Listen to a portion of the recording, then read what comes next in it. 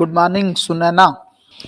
तो आज हम लोग जो है आप लोगों का प्रीलिम्स 2024 के लिए टू द पॉइंट जो करंट अफेयर है वो शुरू करने जा रहे हैं, है ना। 2-4 मिनट में सबसे पहले इसको समझते हैं, ये सीरीज कैसी रहेगी, इसमें क्या क्या काम आप लोगों के लिए किया गया है। सबसे पहली चीज जो आप लोग जानते हैं, मलुका आईएएस की एक खूबसूरती क्या है कि इसका जो मटेरियल है वो मार्केट में नहीं मिलता है ना। जो भी मार्केट है वो आपका जो बच्चे ज्वाइन करते हैं उन्हीं के लिए रखा जाता है, क्योंकि बहुत मेहनत की जाती है उस मटेरियल को लेकर, तो वो मटेरियल आप लोगों के लिए बचा के रखा जाता है। बट इस बार थोड़ा सा, क्योंकि हिंदी माध्यम में मटेरियल की कमी है, आप लोग जानते हैं, इवन इंग्लिश मीडियम में भी है ये चीजें, लेकिन जो काम इंग्लिश मीडियम के लिए किया गया है वही काम जो है आप लोगों के लिए भी किया जा रहा है।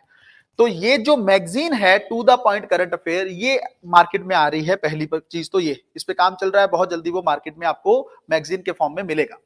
इसमें है क्या, पहली चीज तो ये है कि 1 साल का करंट अफेयर होता है, तो उसको आप लोग अपने स्तर पर करें, थोड़ा सा मुश्किल हो जाता है उसको करना, है ना। एक तो आपको जीएस के इतने सारे सब्जेक्ट करने हैं, है ना, सब्जेक्ट के अंदर इतना डीप जाना है, वो सारी चीजें आप लोगों को करनी है। बट साथ में करंट अफेयर का बर्डन भी अगर आपके ऊपर रहे तो थोड़ा सा मुश्किल हो जाता है, कौन सी चीजों को उठाएं ना उठाएं। फिर एक चीज ये भी होती है कि कौन सा इंपॉर्टेंट है या नहीं, ये भी बच्चों को नहीं पता होता है। टीचर या टीम ज्यादा बेहतर तरीके से जानती है कि इसमें कौन सी चीज या कौन सा फैक्ट इंपॉर्टेंट है, या कौन सी चीज का कॉन्सेप्ट जो है वो मैगजीन के फॉर्म में दिखाना है ना, करंट अफेयर में दिखाना है। वो सारी चीजें उठाकर जो है आपके पास एकदम मैगजीन के फॉर्म में 12 महीने का करंट अफेयर आपके साथ रख दिया जाएगा। अब ये 3-3 मंथ के फॉर्म में आएगा। जैसे पहला जो मैगजीन है वो आप लोगों को जुलाई अगस्त सितंबर के तक का दिखेगा, है ना। 3 मंथ का जो मैगजीन है वो आप लोगों के लिए सबसे पहले उसका फॉर्म आएगा। हम लोग जो पढ़ना शुरू किए उसी करंट अफेयर को हम लोग क्लास में डिस्कशन के फॉर्म में भी पढ़ेंगे। एकदम हर छोटे से छोटे पॉइंट को हम लोग बारीकी से देखने का प्रयास करेंगे, ताकि देखो, अब आप लोगों ने करंट अफेयर तो पढ़ा ही होगा, है ना। थोड़ा बहुत पिछले साल में क्लासेस भी रही होंगी, कुछ आपने की मैगजीन भी फॉलो किया होगा, है ना। तो वीकली करंट अफेयर भी यहाँ पे चलता रहता है। अब जो है हम उसको एकदम समराइज फॉर्म में पढ़ेंगे। वहां पे तो देखो क्या होता है, जब वीकली करंट अफेयर पढ़ते हैं तो हम लोग हर चीज के डीप में उतरते हैं। कई बार कुछ चीजें कम इंपॉर्टेंट होती हैं, फिर भी हमें थोड़ा गहराई में पढ़ना पड़ता है उनको। लेकिन इसमें यह है कि एकदम स्पेसिफिक चलेंगे, क्योंकि बहुत सारा करंट अफेयर है और स्पेसिफिक टाइम पीरियड में हमें इसको कंप्लीट करना है।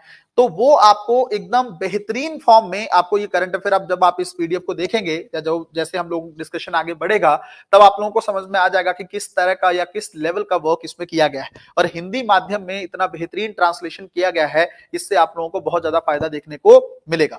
ठीक है, तो मैगजीन को लेकर जो है बहुत जल्दी, और जो बच्चे क्लास में उनको तो देखो ऐसे ही मिलेगा, आप लोगों को तो मिल भी गए होंगे आज, है ना। लेकिन जो नहीं भी हैं, हिंदी माध्यम के जो स्टूडेंट हैं, जो ज्वाइन नहीं कर पाए हैं, उनको भी इस चीज का ध्यान रखना है और इवन फायदा उठाना है कि जो मैगजीन मार्केट में आने वाली है, आप करंट अफेयर के लिए उसको फॉलो कर सकते हैं।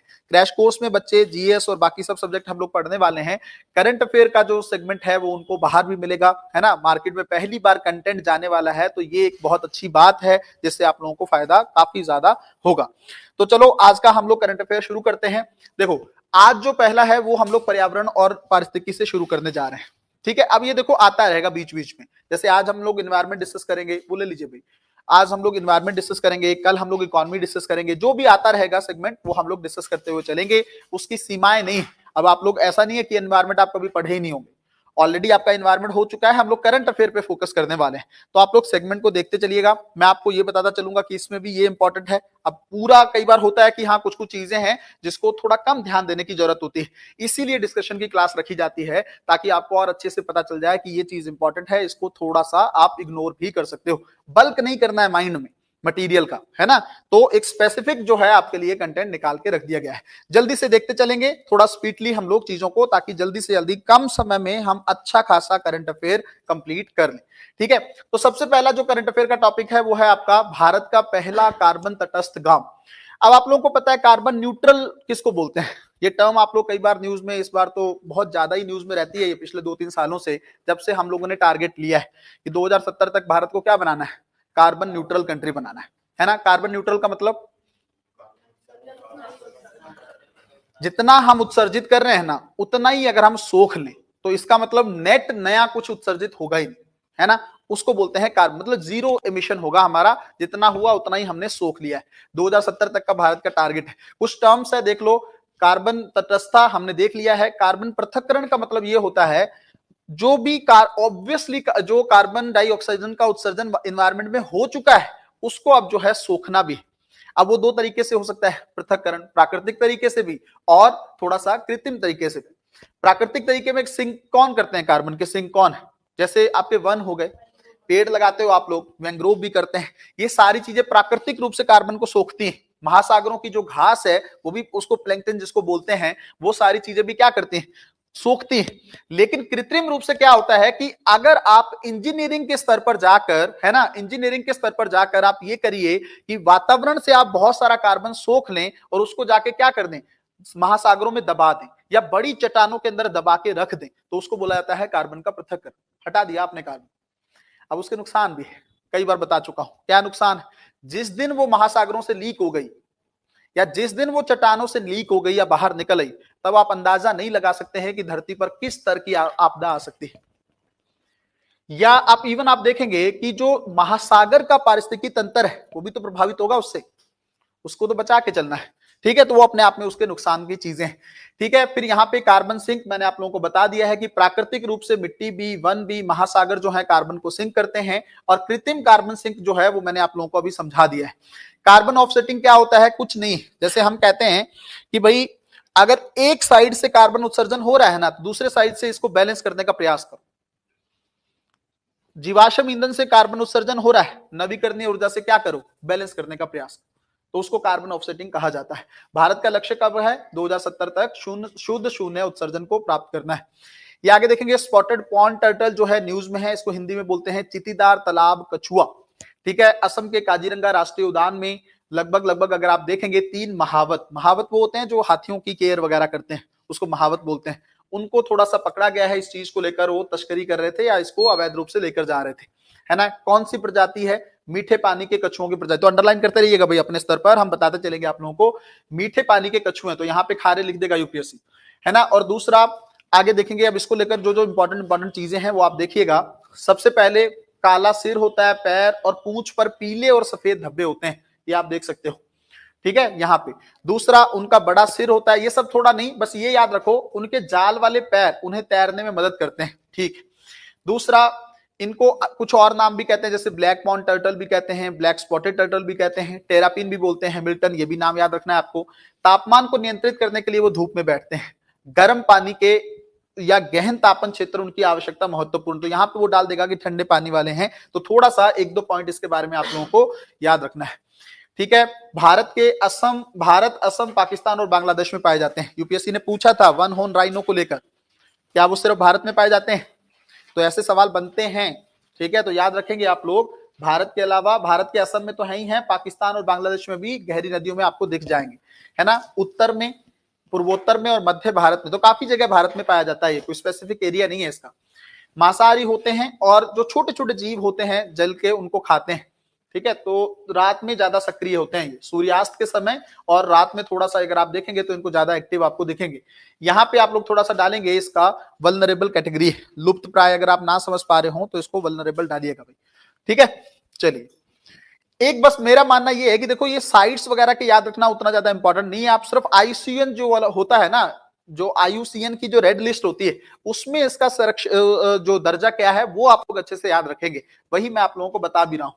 यहाँ पे देखेंगे तो आप लोग पैरेलल डाल सकते हैं, मैंने बोल दिया है, अगली पीडीएफ में थोड़ा सा इंग्लिश के टर्म भी पैरेलल डाल देंगे वो, है ना, वल्नरेबल और हाँ, नहीं मैंने बोल दिया है, चिंता मत करिए आप लोगों से ज्यादा चिंता है, तो मैंने देखते ही बोल दिया था उनको, अगली बार में हो जाएगा इम्प्रूव।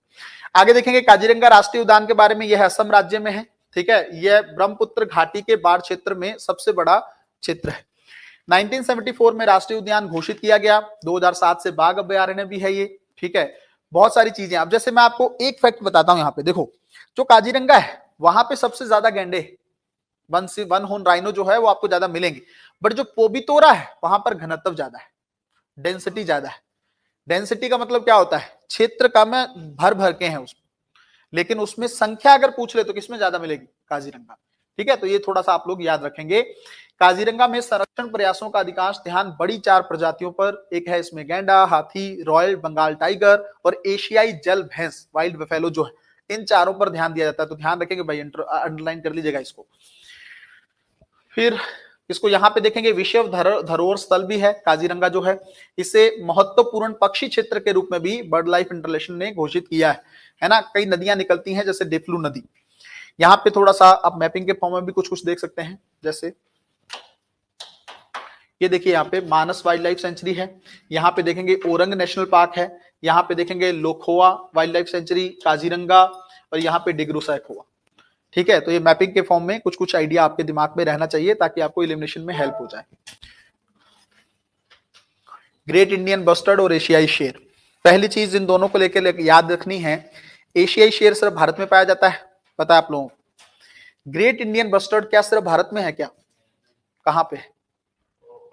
पाकिस्तान में भी है ना। तो और क्या है ये? भारी उड़ने वाला पक्षी।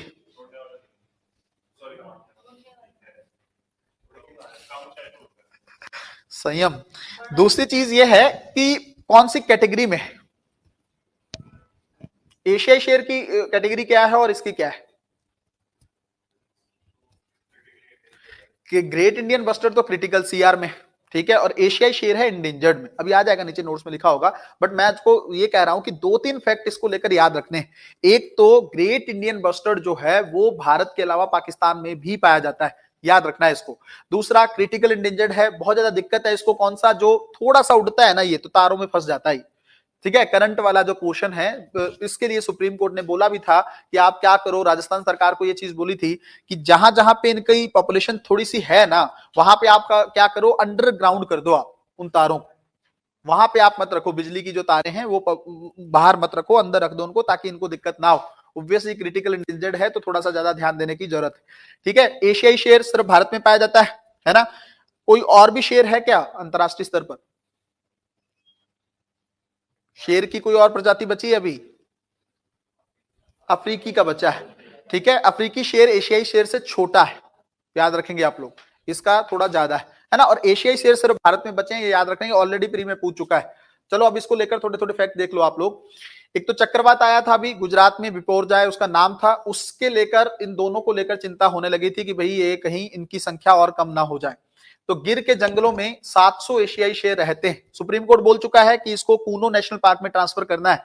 गुजरात सरकार ने फिर से अपील की कि हम नहीं भेजेंगे, सुप्रीम कोर्ट को बोला है कि हम नहीं भेज सकते क्योंकि हमारा बहुत ज्यादा अटैचमेंट है किसके साथ? एशियाई शेर के साथ। तो सुप्रीम कोर्ट बोला ये सब बकवासबाजी नहीं चलेगी, आपको भेजना ही पड़ेगा। आप जल्दी से तैयारी करिए, क्योंकि एक जगह पर हम ऐसी प्रजाति को नहीं रख सकते जो एक विश्व में कहीं और बची ही नहीं है, सिर्फ हमारे पास बची है, और उसको एक जगह पर सेंट्रलाइज कर लो। कल को उसको कुछ हो गया तो थोड़ा सा बांट के रखो। इवन हालांकि जो अभी आप लोग देख रहे होंगे, जो हम लोग चीता लाए वो सर्वाइव नहीं कर पा रहे हैं भारत में, प्रॉब्लम हो जा रही है। 10वें चीता की भी मौत हो गई। तो कहीं ना कहीं पे दिक्कत ये तो है ही कि लोकल अगर आप किसी इन्वायरमेंट से, जैसे अफ्रीका से लेकर आए, बोला ये गया था कि ईरान से लाओ। भारत में जो चीता लाना था ना, ईरान के पास ही बचा है। एशियाई जो चीता बचा है सिर्फ ईरान के पास। तो ईरान ने तो मना कर दिया हमें। ईरान ने क्या बोला था, किसी को पता है? बोला था कुछ, शेर दो हमें, एक हाथ से एशियाई शेर दो, दूसरे हाथ से ले जाओ। तो हमने कहा तो हमें भी है फिर तो मोनोपोली। हमने भी तो चाहते हैं ना कि जब भी कोई एशियाई टाइगर को, इसको, शेर को, लायन को सर्च करे तो क्या नाम आना चाहिए? भारत, गूगल पे। तो फिर वो भी ये चाहता है, तो हम भी अपना बांटना नहीं चाहते, वो भी नहीं चाहता है। तो इसलिए थोड़ा इशू था। तो फिर हमने कहा ठीक है हम तो नहीं देंगे। वो बोले हम भी नहीं देंगे। तो फिर हमने कहा अफ्रीका से ले आएंगे। अब ले तो आए नामीबिया से, बट सरवाइव नहीं कर पा रहे हैं, प्रॉब्लम। हाँ वो तो हूं, बच्चे पैदा हो गए, 10 मर गए, 10 मर गए, बहुत छोटी मोटा संख्या नहीं है ये। तो ये थोड़ा सा प्रॉब्लम वाली चीज है, थोड़ा सा ध्यान रखना होगा इसके बारे में, है ना। चलो आगे देखते हैं। इसमें एशियाई शेर में गिर के जंगल में ये वाली चीजें देखें, आपको देखने को मिल जाएगा। और पूरी आबादी जो है वो एक ही क्षेत्र में केंद्रित करने की सुरक्षा, मैंने आप लोगों को बताया है कि सुप्रीम कोर्ट भी इस बारे में बोली है। देखो यहाँ पे सुप्रीम कोर्ट ने एशियाई शेर को गुजरात के गिर जंगल से मध्य प्रदेश से कूनो नेशनल पार्क में स्थानांतरित करने का निर्देश दिया है, ठीक है। और दूसरा, ये बीमारी आई थी 2018 में, एक इन्फेक्शन था जो शेरों को होने लगा था, है ना। तो मरने लगे थे कुछ लोग, तो तब भी बोला था सुप्रीम कोर्ट की हटाओ इसको जल्दी से, तब रोका सरकार ने थोड़ा एक्टिव होके। बस इसका याद रखना इंडेंजर्ड है ये। और ग्रेट इंडियन बस्टर्ड के बारे में थोड़ी चीजें देख लो। अगर देखेंगे गुजरात का नलिया, जहां पे अभी ये चक्रवात आया था और टेंशन हो गई थी, यहाँ पे ये देखो नलिया क्षेत्र में इसको लेकर थोड़ी चिंता होने लगी थी। वहां पे अगर आप लोग देखेंगे तो लगभग केवल 4 मादा ही शेष है। पक्षियों के रूप में उनके पास बेहतर गतिशीलता होती है और खतरे को भांपने और चक्रवात के रास्ते से दूर उड़ने में सक्षम हो सकते हैं। ठीक है, भारी वर्षा के कारण आई बाढ़ से उनके आवास पर पड़ने वाला प्रभाव जो है चिंता का विषय है। थोड़ा सा अब इन दोनों के बारे में यहाँ पे बताया होगा। एशियाई शेर जो है, ये सब नाम नहीं याद रखना कौन सी प्रजाति से है, भारत तक ही सीमित है। और पहले, इससे पहले अगर आप देखेंगे तो पश्चिम एशिया और मध्य पूर्व क्षेत्र में भी पाया जाता था ये, है ना, उससे छोटे होते हैं अफ्रीका वालों से ये। और दूसरा यहाँ पे देखेंगे जब एशियाई शेर पूर्व में पश्चिम बंगाल राज्य और मध्य भारत में मध्य प्रदेश के रीवा में भी पाए जाते थे। एक समय था जब वहां पे भी पाए जाते थे। अब जो है गिर राष्ट्रीय उद्यान में आप लोगों को ये देखेंगे, है ना। यहाँ पे लिख लेंगे आईयूसीएन में इनका इंडेंजर्ड, भाई लुप्त प्राय के साथ आप लोग इंडेंजर्ड लिख लेंगे, ठीक है।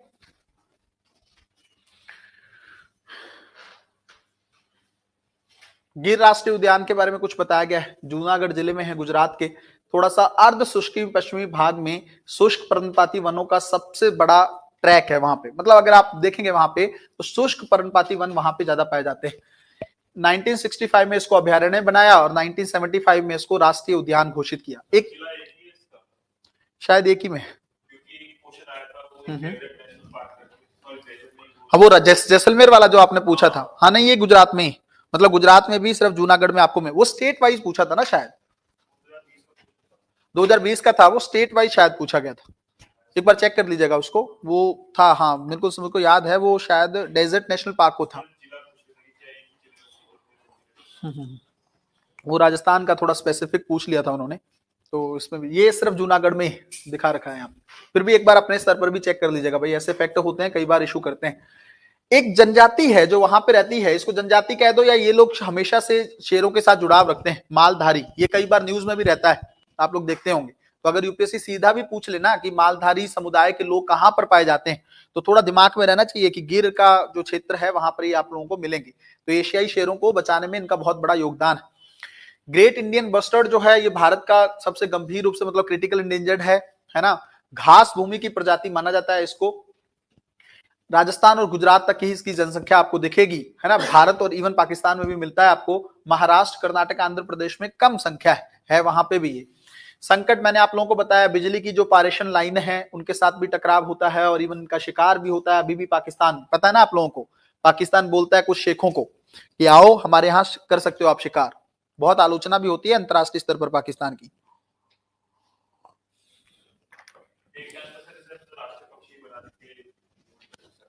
हाँ, राष्ट्रीय नहीं बनाएंगे, राज्य का है, राजस्थान राज्य का है ना, आपको पता है राज्य पक्षी है। राष्ट्रीय में अब देखो हो सकता, अब केंद्र करने पे तो सरकार कुछ भी कर सकती है। हाँ मतलब ये हो सकता है कि इतना ज्यादा खत्म हो रहा है तो थोड़ा और ज्यादा इसको बचाने के लिए या संरक्षण के उपाय करने के लिए इसको कर दिया जाए, बट अभी इस तरह का कुछ है नहीं। लगातार संकट में है, क्रिटिकल इंडेंजर्ड है, तो बस ये थोड़ा याद रखिएगा। कुछ प्रोग्राम भी इसके लिए चला रहे हैं, जैसे संरक्षण प्रजनन सुविधा को लेकर एक प्रोग्राम चल रहा है। राजस्थान सरकार और जो WII ये मिलकर और ministry of environment and forest ये मिलकर काम कर रहे हैं। जैसलमेर के डेजर्ट नेशनल पार्क में एक संरक्षण सुविधा स्थापित की गई है ना। एक project great Indian bustard Rajasthan सरकार द्वारा भी इसके लिए चलाया जा रहा है। तो ये सब कुछ चीजें हैं, थोड़ा सा आप देखिएगा। मियावाकी वृक्षारोपण की जो विधि है, सुना होगा आप लोगों ने इसके बारे में, मुझे लगता है प्रीलिम्स में सवाल आया ना 2023 में, आ गया ना। हाँ नहीं इसी में आया है, 23 में ही है। एक बार चेक करिएगा, मियावाकी टेक्निक को लेकर प्रीलिम्स में मुझे लगता है शायद 23 में ही सवाल। 22 का है क्या? अच्छा,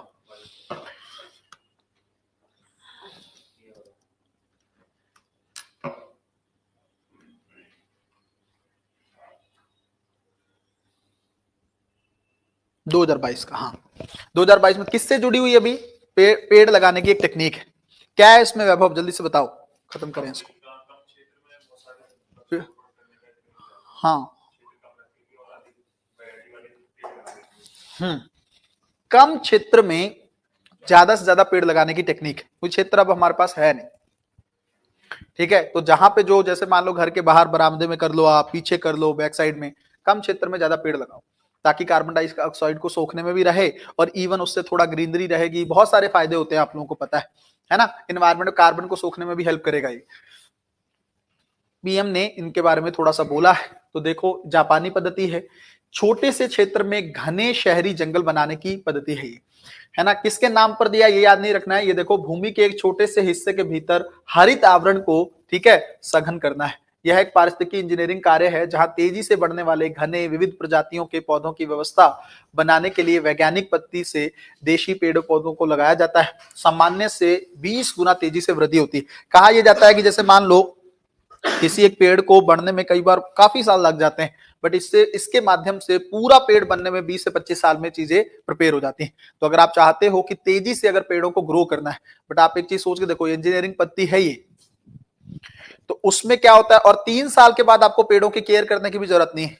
इसमें शुरू के 3 साल आपको केयर करना होगा पेड़ों का, बाद में आप पानी डालो ना डालो, कुछ किसी भी चीज की जरूरत नहीं है, वो अपने आप ग्रो होते रहें। तो ये अपने आप में एक थोड़ा सा ये हो जाता है कि प्रकृति के भी अगेंस्ट हो सकती हैं ये चीजें। इसको लेकर थोड़ा चिंता भी जताई गई है कि आप लोग थोड़ा आर्टिफिशियल तरीके से थोड़ा कर रहे हैं। क्या करते हैं ना, इतना घना कर देते हैं कि प्रकाश जमीन पे पहुंच ही नहीं पाता है, वो भी ठीक नहीं है। इस विधि से पेड़ आत्मनिर्भर हो जाते हैं और 3 साल के भीतर अपनी पूरी लंबाई तक बढ़ जाते हैं।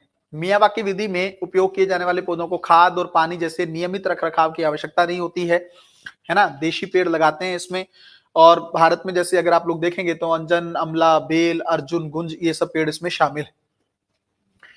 उस क्षेत्र के धूल के कणों को अवशोषित करने में हेल्प करेगा, पृथ्वी को गर्म करने वाली कार्बन डाइऑक्साइड को सोखेगा, है ना। पक्षियों और कीड़ों के लिए घर के रूप में कार्य करेगा, भूजल स्तर को बढ़ाएगा, नई जैव विविधता बायोडाइवर्सिटी को प्रोत्साहित करेगा, तापमान को थोड़ा कंट्रोल कर देगा।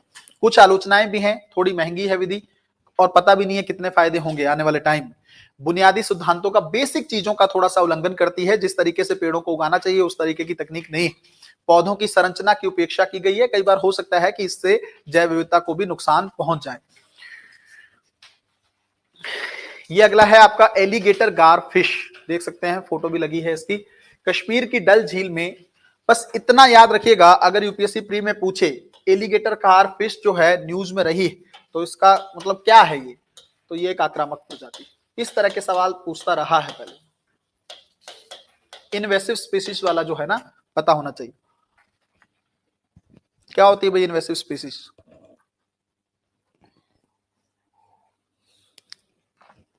बताओ।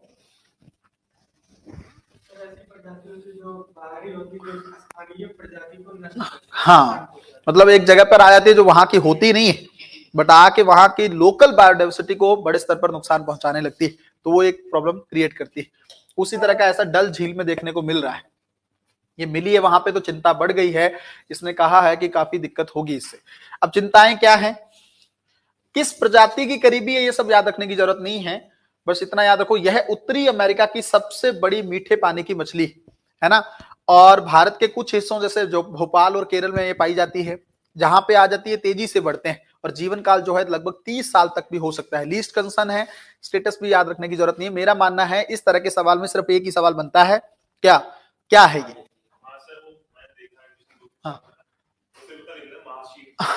क्या है, बस। तो इसीलिए मैं फिर उसी पे फोकस करेंगे ना, जो अभी चल रहा है। आगे चलकर वो कुछ भी करे वो बात अलग है, बट मेरा मानना ये इतना भी बच्चा याद रख लेना, क्योंकि इतना सारा करंट अफेयर होता है।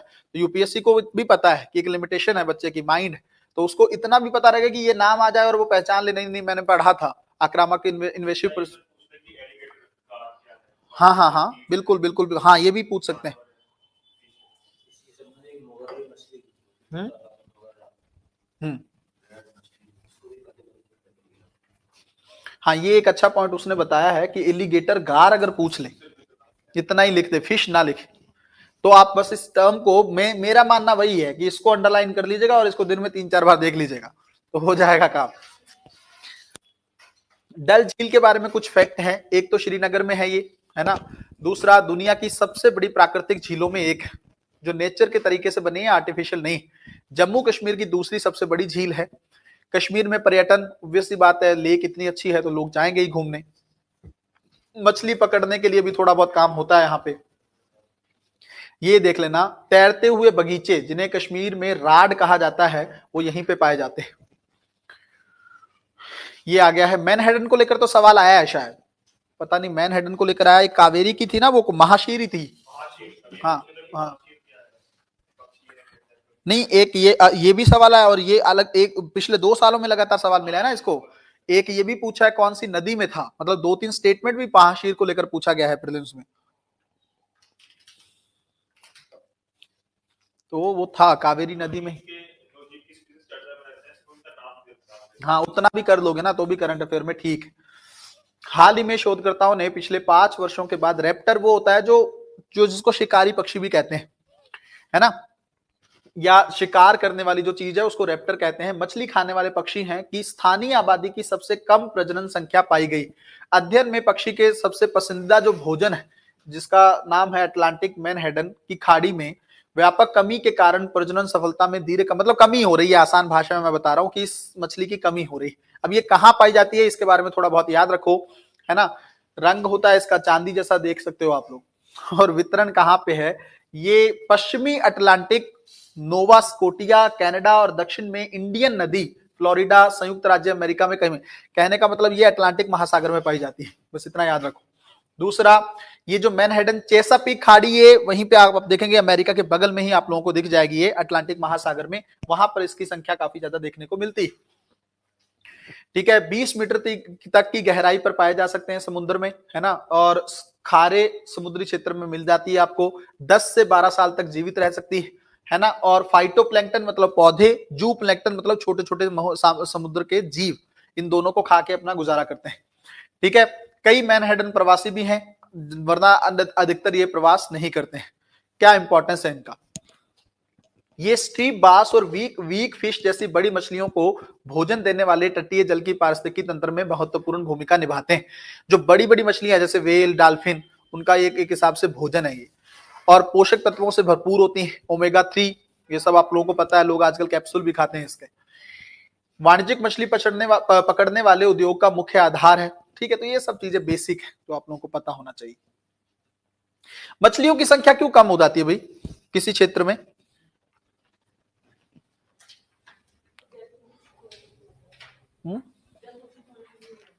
क्या हो जाता है? हाँ, प्रदूषण अगर बढ़ जाए, डेड जोन बढ़ जाए, होता है ना। और चलो ठीक है, वो भी लवणता, तापमान, ये सब हो गया, और बड़े स्तर पर उसका दोहन भी तो करते हैं हम। अब जैसे भारत और श्रीलंका के बीच में क्या इशू है, यही इशू है। बड़े बड़े ट्रॉले यूज करते हैं भारतीय मछुआरे, डीप में जाने वाले। तो उससे क्या होता है, मछलियां तो आती हैं, उनके छोटे छोटे जो अंडे हैं वो भी आ जाते हैं, तो उससे वो टूट जाते हैं। वो टूट जाते हैं तो फिर उनकी संख्या जो आने वाले टाइम में बढ़नी थी वो खत्म हो जाती है। यही श्रीलंका को सबसे बड़ा इशू भारत से ये, कि आप इनको जो डीप नेट देते हो ना, ये रोको आप। जो बड़े बड़े ट्रॉले यूज करते हैं एक जगह पे आकर बहुत गहराई में, तो वो संसाधन ही मत्स्य का जो है वो आने वाले टाइम में खत्म होने की कगार पे, तो आप इसको बंद करो, है ना। तो इसलिए इस वजह से भी मछलियों की संख्या कम देखने को मिलती है। हाल ही में राजस्थान की एक सत्र अदालत ने चिंकारा हत्या मामले में जो जुर्माना लिया जिस व्यक्ति का, उसको, जिसने इस बारे में खबर दी, उसका 50% दे दिया। ये सब याद रखने की जरूरत नहीं है। चिंकारा के बारे में देखो, इसे भारतीय गजल के नाम से भी जाना जाता है। गजल नहीं, गजल के नाम से भी जाना जाता है। भारत, पाकिस्तान, अफगानिस्तान और ईरान में पाई जाती है। तो ये पहले तो सबसे पहले लोकेशन देखो इसकी, कहां कहां पे, है ना। और फिर उसके बाद में देखो राजस्थान का राजकीय पशु है ये। कहाँ रहता है ये, शुष्क मैदान, पहाड़ियां, रेगिस्तान, सूखी झाड़ियां, हल्के जंगल। भारत में 80 से अधिक संरक्षित क्षेत्र है, तो अच्छी खासी पॉपुलेशन मिलती है इसकी। वे शाकाहारी हैं, घास, पत्ते, फल ये सब खाते हैं। बिना पानी के कई दिनों तक रह सकते हैं। राजस्थान के ज्यादातर जीव जो आप देखेंगे, चाहे ऊंट हो, तो काफी लंबे समय तक वो लोग सर्वाइव कर सकते हैं। जनसंख्या 1 लाख से अधिक थी 2011 में, और अब जो है लगभग इसमें से भी 80,000 जो है आपको थार रेगिस्तान मतलब राजस्थान में मिल जाएंगे या गुजरात में मिल जाएंगे। संकट, कृषि और औद्योगिक विस्तार के चलते, अत्यधिक चराई के कारण मांस के लिए उनका शिकार हो रहा है, आवासों की हानि, ये तो सब जीवों को यही खतरा है। जंगल कट रहे हैं तो उनकी जगह नहीं बच पा रही, है ना। अर्बनाइजेशन हो रहा है, शहरीकरण हो रहा है, उसको हम विस्तार करते चले जा रहे हैं, और इसी के चलते मानव पशु संघर्ष भी बढ़ रहा है। जब आप उनके क्षेत्र में ही घुस गए, तो फिर अगर टाइगर आ भी गया आपके पास, तो फिर आप उसकी क्या गलती, आप क्यों पहुंच गए वहां। इतना बढ़ना अर्बनाइजेशन जो है एक नई चुनौती भी पैदा करता है भारत में। फिर संरक्षण की स्थिति लीस्ट कंसर्न है, अच्छी खासी संख्या है, तो बहुत ज्यादा दिक्कत इसको लेकर है नहीं। संविधान के अनुच्छेद 51A(G) में कहा गया है कि वन्य जीवों की सुरक्षा करना है और जो आपको पता है वन्य जीवों के प्रति दया भाव की भावना को रखना है। तो ये मौलिक कर्तव्य भी आप लोगों का याद रखना है इसको। उसी के तहत जो है जुर्माना लगाया भी गया है।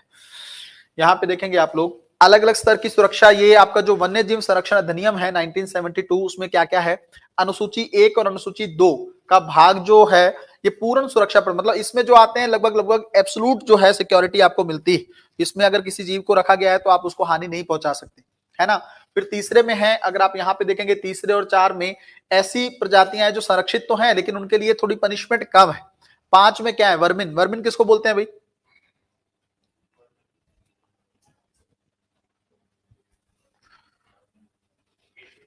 हैं वर्मिन। वर्मिन जानवर कौन से हैं? हाँ, और जिससे नुकसान होने लगे तो उसको मारने का आदेश दिया जाता है। इसमें कई बार बंदरों को भी दिया जाता है, दिक्कत करने लगते हैं कई। हाँ, कई बार हाँ बिल्कुल सही कह रहे हो, नील गाय वाला। तो वर्मिन वो जानवर जिनको मारने का आदेश दे दिया जाए कि नहीं मारो, संख्या बहुत ज्यादा बढ़ रही है और नुकसान भी पहुंचा रहे हैं। छठे में स्थानीय पौधों वगैरह की खेती और रोपण को प्रतिबंधित किया जाता है। फिर ये वैश्विक पर्यावरणीय सुविधा है, ग्लोबल इन्वायरमेंट फैसिलिटी जो है, आप लोग जानते हैं इसके बारे में, पैसा वैसा मिलता है इसके लिए अगर आप पर्यावरण के लिए काम करते हो।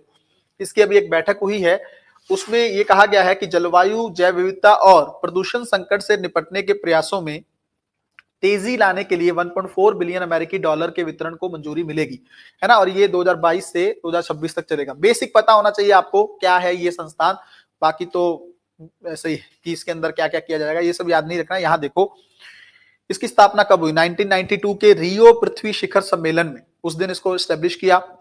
फाइनेंशियल मैकेनिज्म है जो जैव विविधता के नुकसान, जलवायु परिवर्तन, प्रदूषण और इन सब के लिए थोड़ा सा फाइनेंस देगा, पैसा देगा। कौन कौन से, ये वाला इंपॉर्टेंट है भाई, कौन कौन से जो कन्वेंशन है जिनके लिए पैसा जीईएफ दे सकता है, और वर्ल्ड बैंक इसमें ट्रस्टी भी है, ये भी याद रखना, नीचे आ जाएगा कहीं ना कहीं पे। एक तो पारे पर, ये वैसे भी नाम याद रखने हैं, मिनीमाता कन्वेंशन किस पे है, पारे पर है ना। और ये आपका जो स्टॉकहोल्म कन्वेंशन है किस पे है, स्थायी कार्बनिक प्रदूषक जो है। और ये जो है आपका सीबीडी जो है ये आपको पता है जैव विविधता पर है। मरुस्थलीकरण के लिए जो है यूएनसीसीडी, ये मरुस्थली पर है और इसके लिए भी पैसा दे सकता है ये। और ये तो आपको पता ही, यूनाइटेड नेशन जो फ्रेमवर्क कन्वेंशन है ना, जलवायु परिवर्तन पर संयुक्त राष्ट्र फ्रेमवर्क कन्वेंशन, तो इन सब के लिए पैसा दे सकता है ये इंपॉर्टेंट फैक्ट है, तो इसको याद रखना है। भारत सहित, भारत इसमें शामिल है, 144 सदस्य, याद नहीं रखना कितने हैं, बस भारत शामिल है कि नहीं इतना याद रखो। वाशिंगटन डीसी में इसका हेड ऑफिस है, और विश्व बैंक मैंने भी आप लोगों को बताया कि इसका ट्रस्टी। इसकी परिषद याद रखने की जरूरत नहीं है, फिर भी 2-3 फैक्ट देख लो कि इसकी वार्षिक बैठक 2 बार होती है ना, और रोटेशन के बीच में इसमें निर्वाचित होते रहते हैं सदस्य, ये सब परिषद ज्यादा याद रखने की जरूरत नहीं। मानस राष्ट्रीय उद्यान और टाइगर रिजर्व, ठीक है, यह देखा गया है कि मानस राष्ट्रीय उद्यान और टाइगर रिजर्व में लगभग 63% कर्मचारियों की कमी है ना, तो लोग नहीं है भाई वहां पे काम करने के लिए। तो ये थोड़ा सा एक वैकेंसी है आप लोगों के लिए, जाना चाहो तो पहुंचो वहां, याद कर रहे हैं वो। पता नहीं कौन किसको सुरक्षित करेगा, आप जानवरों को करेंगे या वो आपको करेंगे, ये तो वहां जाने के बाद ही पता चलेगा। राठौड़ साहब ये बंदा प्रोसीजरल चाप चाहता है, ये प्रोसीजर को इग्नोर नहीं करता है, कहता अनुमति लेनी पड़ेगी सर, ऐसे मैं कौन सा भेज रहा हूँ, कैसे चले जाओगे अंदर, तो परमिशन तो लेनी पड़ेगी। शाहनवाज बोल रहे हैं फसल नुकसान पे मारने, हाँ उसी को वर्मिन बोलते हैं भाई।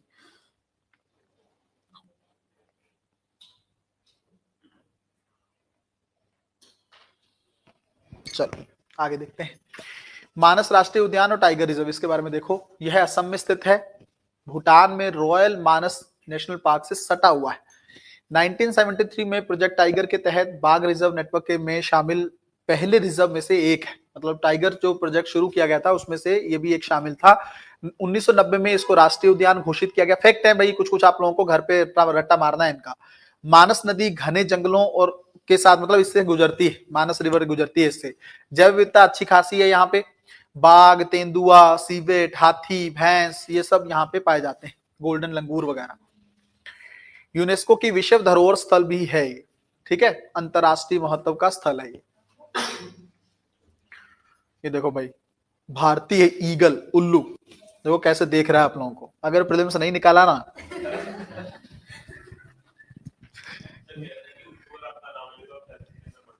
क्या कर जाते हो, उल्लू अगर आपका नाम ले ले, बोलता है क्या वो? ये कहां से इन्फॉर्मेशन लाने लगे हो वैभव तुम? हो सकता है होता हो, बट मैंने ये सुना है कि उल्लू को लेकर काला जादू और ये सब बहुत किया जाता है। हाँ, कहाँ से हो आप वैसे? यूपी में कहाँ से? मुरादाबाद से, अच्छा, वहां का क्या? हम्म। हाँ हाँ हाँ। हम्म।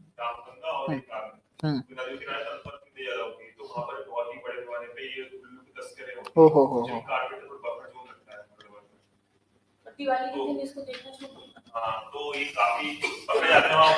मैंने तो दिखा दिया आप लोगों को, अब कितना शुभ है नहीं है ये मुझे नहीं पता है।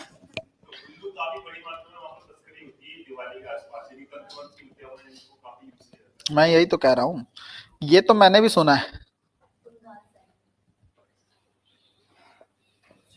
रानी पूछती है कि सर क्या बोला गया है कि ओल नाम ले, मतलब नाम ले ले तो आप 4 दिन में मर जाओगे रानी, ये बोला है। हैं? बोलता नहीं है ना, हाँ ऐसे करता है, ये अनुभवी। ये एकदम प्रैक्टिकल जो है अब कर चुके, कहते मैंने सर पकड़ा था उसको खाने के लिए और वो उसने बस ऐसा किया जो मैं नहीं कर पा रहा हूँ, कैसे किया था?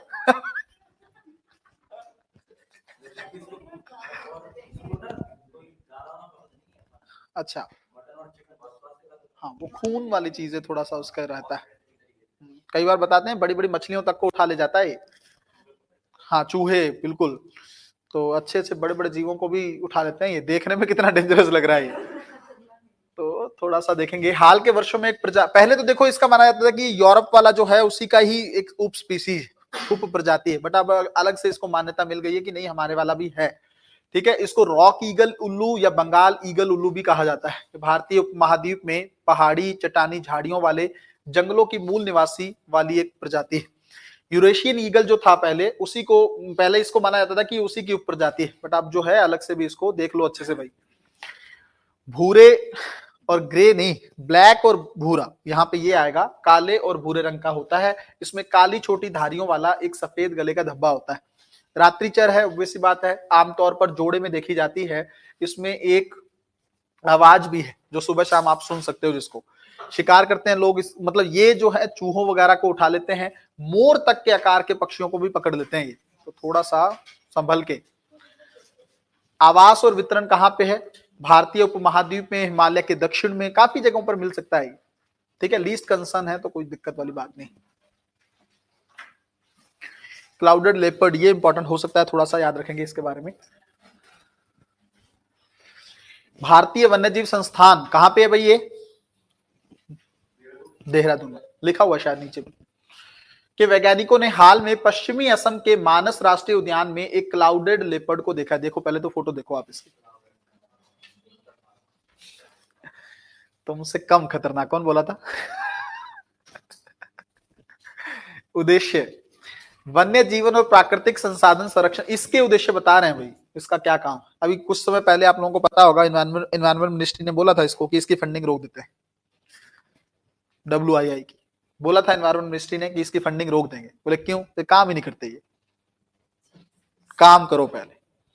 तो फिर जो है बाद में सरकार को लगा कि नहीं ऐसे रोकेंगे तो अब तो बिल्कुल ही नहीं काम कर पाएगा। क्या उद्देश्य है इसका? वन्य जीवन और प्राकृतिक संसाधन संरक्षण आदि पर अंतरराष्ट्रीय महत्व के क्षेत्रीय केंद्र के रूप में कार्य करना है। थोड़ा रिसर्च वगैरह करते रहना इन सब चीजों को। इसके बारे में देखो आप, वन में निवास करने वाली रहने वाली जंगली बिल्ली के पास शाखाओं को पकड़ने के लिए विशेष फुटपैड के साथ बड़े पंजे होते हैं, ठीक है। हड्डियां वड्डियां कैसे होती हैं ये सब भी याद नहीं रखना, इसकी कैटेगरी देखो बस। वल्नरेबल है भाई, ठीक है, सुभेद में। काफी दांत जो है काफी तेज होते हैं इसके। बड़ी बिल्लियों से निकटता से जुड़ा हुआ है। अक्सर अपने छोटे कद के कारण बड़ी और छोटी बिल्लियों के बीच एक पुल माना जाता है। बीच का है। इसीलिए दिखता नहीं है ना ये, इसको बहुत दुर्लभ मामले में देखने को मिलता है। ये देखो भाई पोरपोइस, इसको समुद्र का पांडा भी कहते हैं। मस्त है ये देखने में। अंतरराष्ट्रीय व्हेलिंग आयोग ने समुद्री स्तनपायी की एक प्रजाति वाकिटा पोरपोइस पर अपना पहला विलुप्त होने की चेतावनी की, विलुप्त हो सकता है ये जल्दी, सेव कर लो इसको। अब मुझे हाँ आ जाए, हो सकता है। पोरपोइस, कोई टॉर्टोइस तो आपने सुना है, बट पोरपोइस वाला ही ऐसा है। अच्छा देखो एक चीज बताओ, एक सवाल इसको लेकर भी बन सकता है। ये अंतरराष्ट्रीय व्हेलिंग जो कमीशन है, पहली बात तो बताओ भारत शामिल है क्या इसमें, और ये करता क्या है? देखना नहीं है नीचे, बताओ। हाँ संरक्षण का प्रयास करेगा, है ना, आसान भाषा में। भारत इसमें शामिल है, बट जापान इसमें शामिल नहीं है। क्यों? क्योंकि जापान में लोग व्हेल का शिकार बहुत करते हैं और ये लगाता है उस पर रोक, तो ये बहुत कंट्रोवर्सी में भी रहता है। बहुत बोला जाता है जापान को,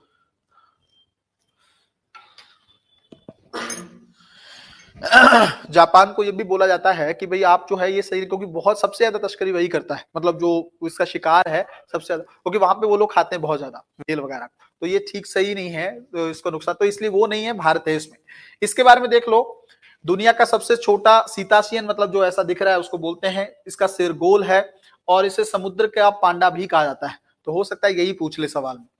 कैलिफोर्निया की खाड़ी जो मैक्सिको का उत्तरी भाग है इस तरफ जो है, उसके वहां पे पाया जाता है, क्रिटिकल इंडेंजर्ड है, तो और भी ज्यादा कारण है पूछने का, है ना। क्रिटिकल इंडेंजर्ड जो स्पीशीज होते हैं ना, उन पे सवाल बनने की संभावना रहती है ना। समुद्री खाद्य जाल के भीतर संतुलन बनाए रखने के लिए जरूरी है, क्योंकि छोटी छोटी मछलियों को खाते रहते हैं ये।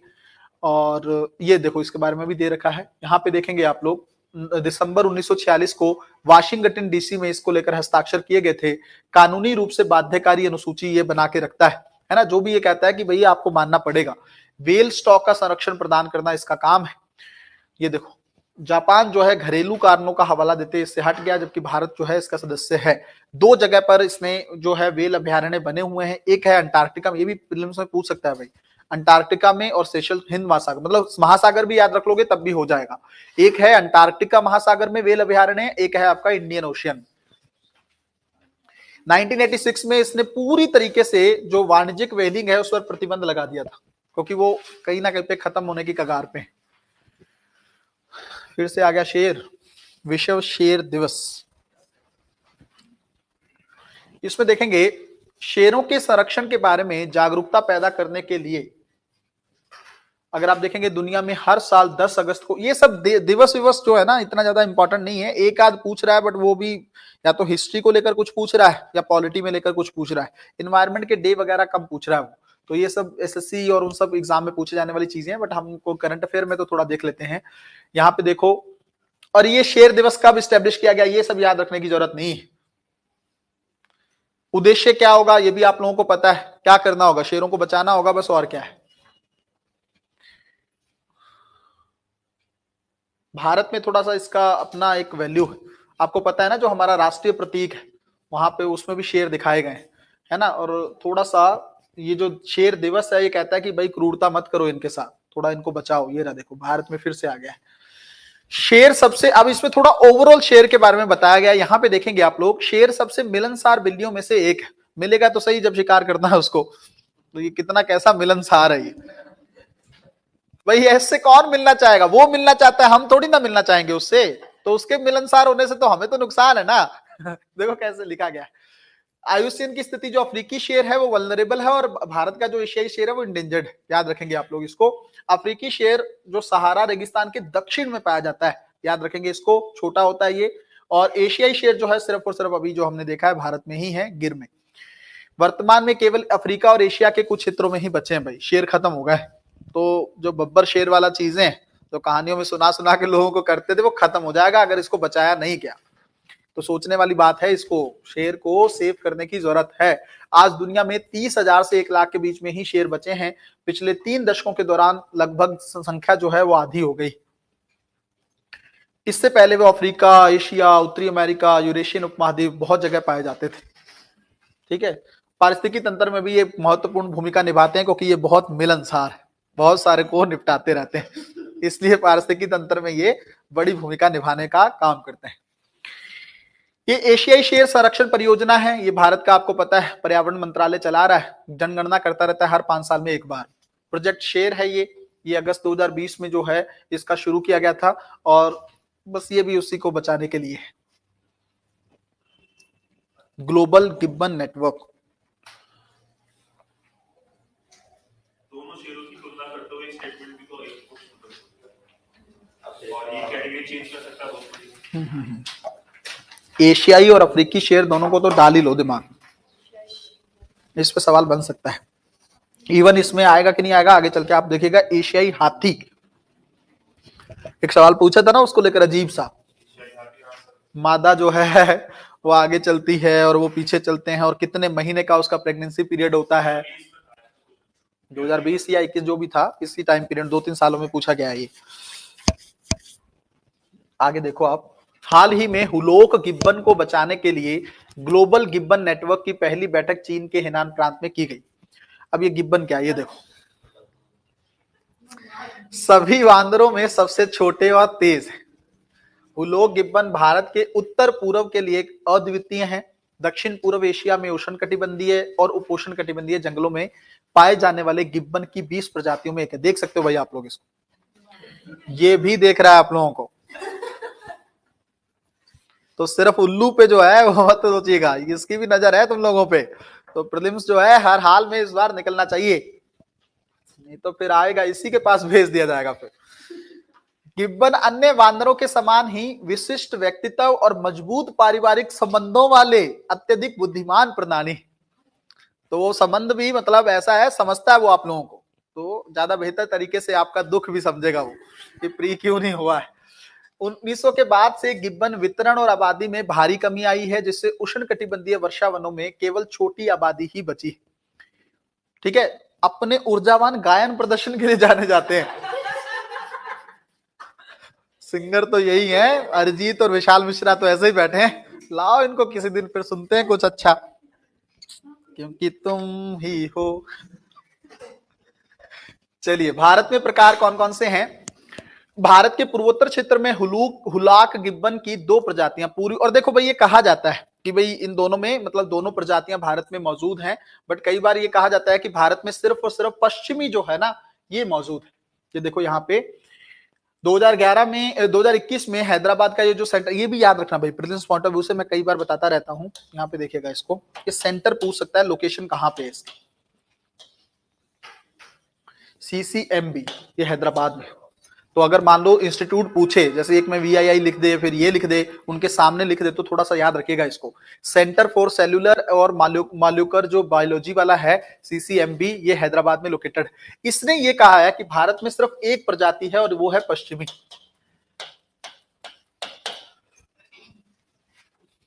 ठीक है, आगे देखेंगे। इसमें बुनियादी ढांचा परियोजनाओं के कारण वनों की कटाई हो रही है, जिसके चलते इस पर संकट उत्पन्न हो रहा है।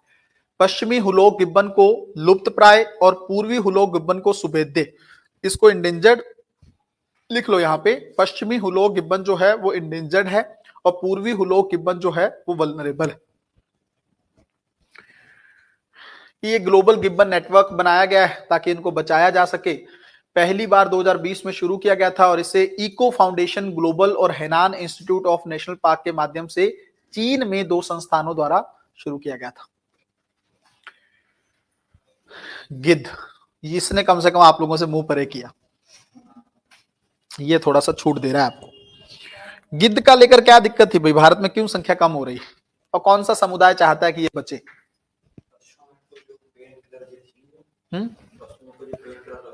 हाँ हाँ हाँ, उसके चलते होता क्या था, इनकी दी इनको जा रही, इनकी कैसे किडनी फेल हो गई। हाँ, पशुओं को ये खाते थे जब, तो गिद्ध की किडनी फेल हो जाती थी। वाह भाई, तो ये अच्छी बात है, तो गिद्ध को बचाना बहुत ज्यादा जरूरी है, उसकी किडनियां खराब हो रही है। उसकी किडनियां जो है उनको बचाने के लिए हम लोगों ने उस दवा को बैन कर दिया। पहली चीज तो ये। पारसी समुदाय के बारे में आप लोग जानते हैं, वो लोग जलाते नहीं है ना दबाते हैं, मतलब जो भी मर जाता है ऐसे नहीं, जो मर वर जाता है उसको वो लोग ना जलाते हैं, जलाएंगे ना दबाएंगे, वो कहते हैं हम ऐसे ही छोड़ देते हैं, उनको लगता है गिद्ध आए और खाएं तभी जो है मुक्ति प्राप्त होगी उसको। ठीक है, तो एक इकोसिस्टम में भी अगर आप लोग देखेंगे तो थोड़ा सा, अब अगर ये मर गए तो जो मरे हुए जानवर पड़े रहते हैं या जो जीव पड़े रहते हैं उनको कौन निपटाएगा, है ना। तो बहुत बड़ा रोल है इनका, गिद्धों का, तो उनको बचाने के लिए उस दवा को बैन भी किया गया। यहाँ पे देखेंगे आप, हरियाणा के पिंजौर में जटायु संरक्षण प्रजनन केंद्र में जंगल में छोड़े गए ओरिएंटल सफेद पीठ वाले गिद्धों को का सफलतापूर्वक घोंसला बनाया गया है। ये देख लेंगे आप यहाँ पे, ये आगे दवा भाई, डिक्लोफेनाक का उपयोग करने के चलते और पेड़ों की कमी, बिजली लाइनों का झटका, भोजन की कमी, दूषित भोजन और इन सब चीजों के चलते भारत में गिद्धों को खतरा है। काफी कठिन काम है उनकी जनसंख्या को दोबारा से, अगर वो विलुप्त हो गए तो बहुत बड़ा प्रभाव पड़ेगा भाई। बर्ड लाइफ इंटरनेशनल क्या कहता है, 2003 में 40,000 से घटकर 18,000 के आसपास की संख्या हो गई है। भारत में तीनों प्रजातियां, ये इंपॉर्टेंट है भाई, भारत में तीनों प्रजातियों की लगभग ना है तो कौन कौन सी हैं, ओरिएंटल व्हाइट बैक्ड गिद्ध, लॉन्ग बिल्ड गिद्ध और स्लेंडर बिल्ड गिद्ध, बड़े डिफिकल्ट नाम है। लाल सिर वाले और मिस्र के गिद्धों की आबादी में भी काफी संख्या कम हुई है उनकी। तो गिद्ध का क्या महत्व है, प्राकृतिक सफाई कर्मी के रूप में कार्य करता है ना, तो शव को खाना और उसको तोड़ देना सही है। हाँ, एक हिसाब से बोल सकते हो आप। जल स्रोतों के प्रदूषण को रोकते हैं, पारसी समुदाय की बात हम लोगों ने कर भी ली है। अच्छा, एक सवाल यूपीएससी ने बहुत पहले पूछा था बॉम्बे नेचुरल हिस्ट्री सोसाइटी को लेकर कि क्या है ये, क्या है ये। हाँ, ये सरकार की इकाई नहीं है, ये नॉन गवर्नमेंटल ऑर्गेनाइजेशन है जो इन्वायरमेंट के क्षेत्र में बहुत पुरानी है, लगभग मुझे लगता है 1885 के टाइम से ही काम कर रही है ये। तो एक ईयर तो आप लोग चेक कर लीजिएगा, बट ये याद रखिएगा ये एनजीओ है। इसको लेकर एक सवाल पूछा गया था,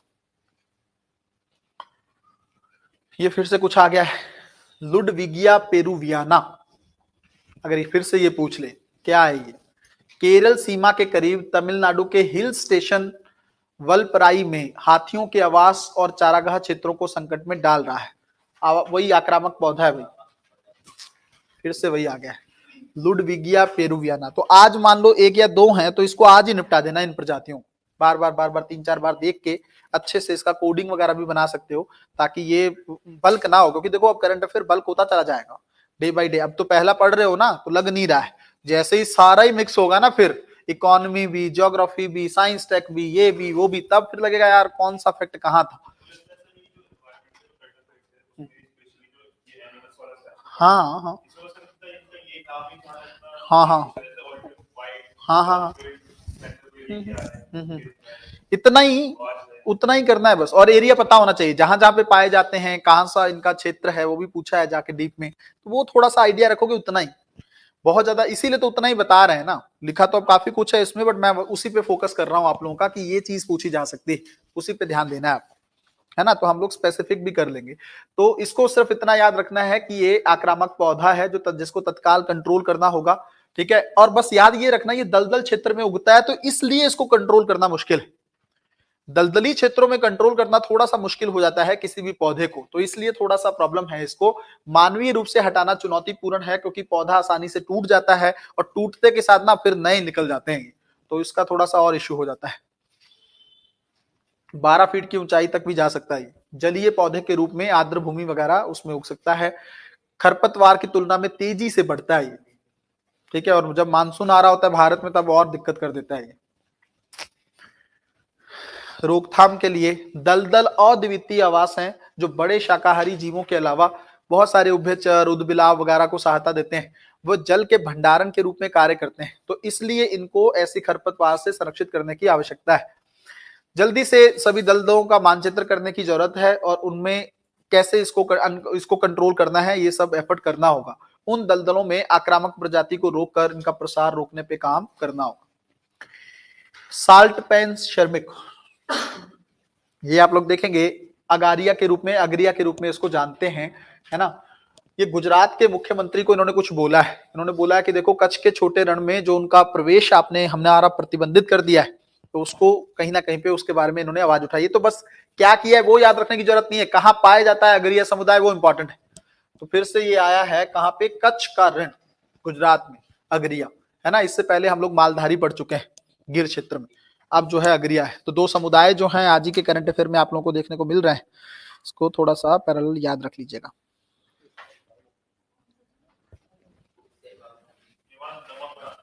हाँ हाँ, ये नमक का उत्पादन भी करते हैं।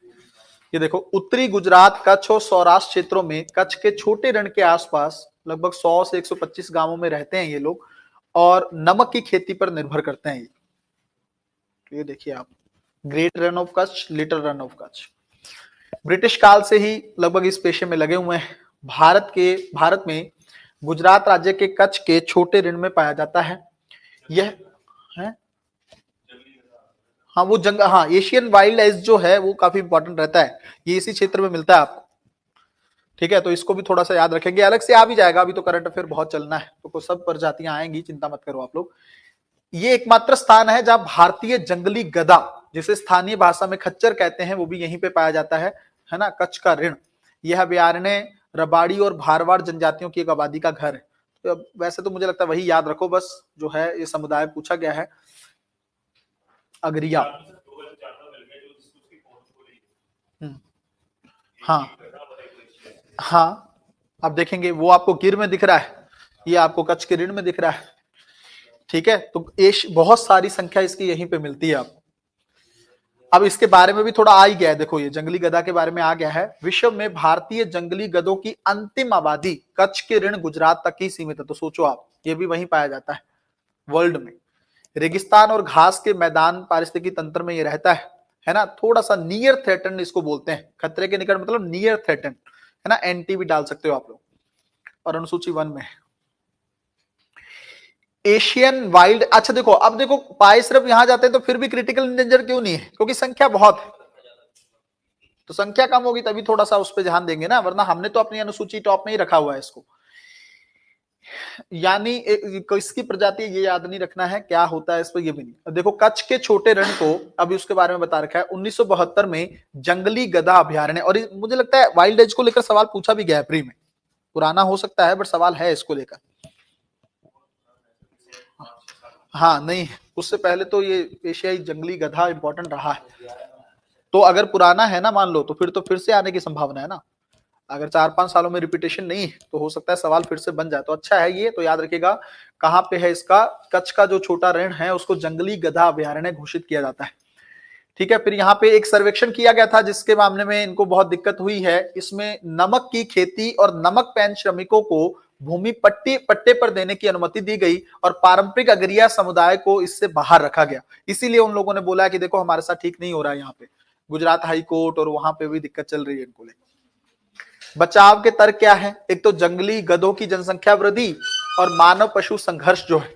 अब ये हो क्या रहा है कि वहां पे जो है जंगली गधों के साथ जो है उनका टकराव भी देखने को मिल रहा है, और दूसरा हेल्प करते हैं ये अगरिया समुदाय उसको बचाने में। जनगणना के आंकड़ों ने साल्ट पैन श्रमिकों के काम के कारण जंगली गधा अभयारण्य में मानव पशु, कहा यह गया था कि भाई इनको उस क्षेत्र में नहीं रखना है क्योंकि जंगली गधा के साथ इनका टकराव हो रहा है, बट इस संगठन ने कहा कि ऐसा कुछ नहीं, जनगणना के आंकड़ों में कहा गया कि इनका कोई टकराव नहीं है, ये इवन उसको संरक्षण में ही हेल्प करते हैं। साल्ट पैन श्रमिकों का भूमि उपयोग, है ना, ये लगभग 6% तो भूमि यूज करते हैं ये, तो फिर ये कहां ही टकराव और ये सब पैदा करेंगे, है ना, तो बस ठीक है। अगरिया को लेकर आप लोगों को याद रखना है कहां की प्रजाति है, और थोड़ा जंगली गधा के बारे में।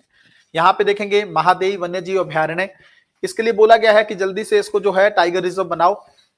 ठीक है, बॉम्बे हाई कोर्ट की गोवा पीठ ने इसके बारे में बोला है, तो आपको पता होगा गोवा में है ये, है ना, महादेवी वाला। यहाँ पे देखो इसका मैपिंग भी दिया होगा, ये देखो आप, महादेवी वाइल्ड लाइफ सेंचुरी और भगवान Mahavir wild life sanctuary Moolam, ये भी दोनों आपको गोवा में मिलते हैं।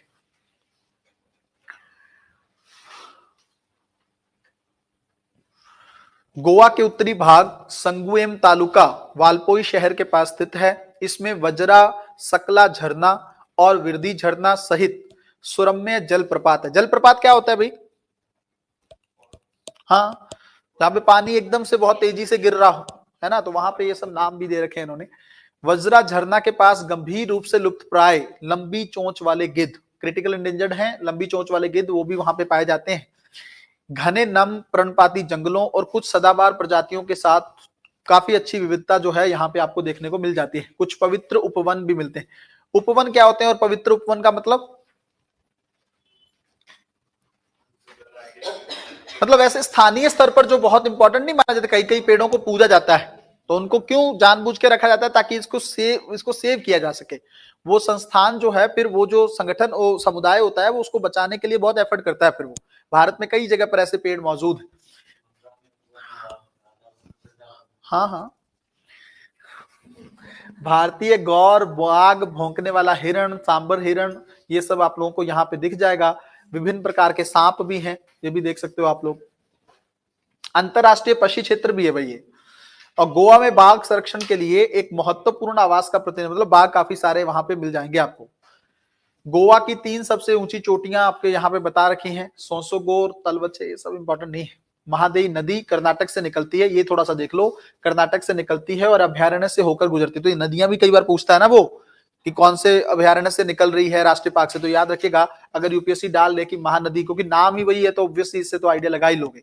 पणजी में, अरब सागर में मिल जाती है ये अभ्यारण्य। महादेई नदी के लिए काफी जलग्रहण क्षेत्र के रूप में कार्य करता है। अब ये देखो भाई, आ गया है आपका चमगादड़। भारत की सबसे बड़ी चमगादड़ प्रजाति फ्लाइंग फॉक्स केट के विषय में कुछ जानकारियां प्राप्त हुई। और ये कहते हैं, पता है क्या, कि रात में तो ये एक्टिव रहते ही हैं, चमगादड़ आप लोगों को दिखेंगे रात में उड़ते हुए, बट दिन में भी ये मॉनिटरिंग करते हैं। 7% जो अपना समय सोने वाला जो होता है वो लगाते हैं मॉनिटरिंग। ये एक रिसर्च है, बट हालांकि जानने की जरूरत नहीं, आप सिर्फ इसके बारे में जानो।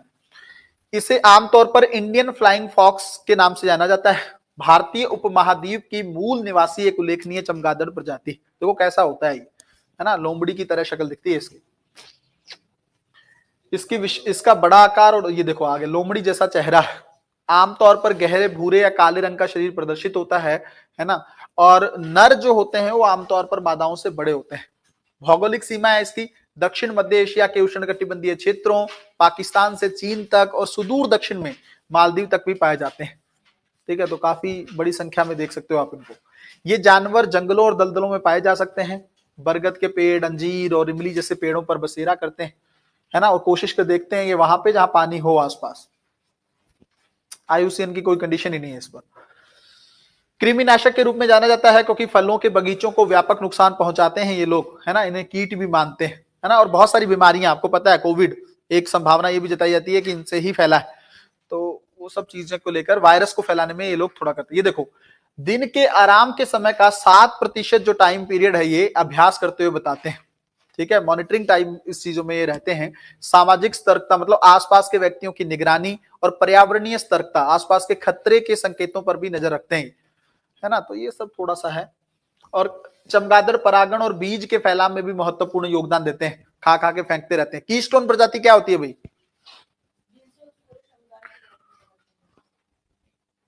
जो और भी कई प्रजातियों को बचाने में हेल्प करती है। जैसे प्रवाल के बारे में भी कहा जाता है ना, कीस्टोन, कि और कई सारी जैव विविधता को बचाने में सक्षम। ये तो सिंपल सी चीज है। अब देखो, भारत, भगवान ने अगर मान लो किसी जीव को बनाया है, कुछ ना कुछ तो काम होगा ना उसका। तो फूड चेन और फूड वेब को बचाने में कहीं ना कहीं पे हर जीव की भूमिका रहती है। फिर देखेंगे व्हाइट बेलीड सी ईगल, ये आ गया भाई। इसके भी घोंसले पाए गए हैं तमिलनाडु में। क्या है ये, एक निवासी रैप्टर है, बता चुका हूं, शिकारी पक्षी, जो मुंबई से पूर्वी बांग्लादेश तक भारतीय समुद्री तट पर व्यापक रूप से फैला हुआ है। श्रीलंका, तटीय दक्षिण पूर्व एशिया, चीन, ऑस्ट्रेलिया, बहुत लंबा है क्षेत्र इसका। एक दैनिक शिकारी पक्षी को कम से कम चिंता में रखा गया, तो इसका भी लीस्ट कंसर्न है। तो जो लीस्ट कंसर्न में होता है ना, उस पर सवाल पूछे जाने की संभावना थोड़ी कम रहती है। समुद्री सांपों और मछलियों पर भोजन करते हैं, ठीक है। और कई कई बार इनको जवारी नदियों के साथ साथ अंतरदेशीय जल और मीठे पानी की झीलों में भी देखा जाता है, ठीक है। और समुद्र तट और ज्वारीय खाड़ियों और मुहाने के पास ऊंचे पेड़ों पर घोंसला बनाते हैं। खत्म हो गया है।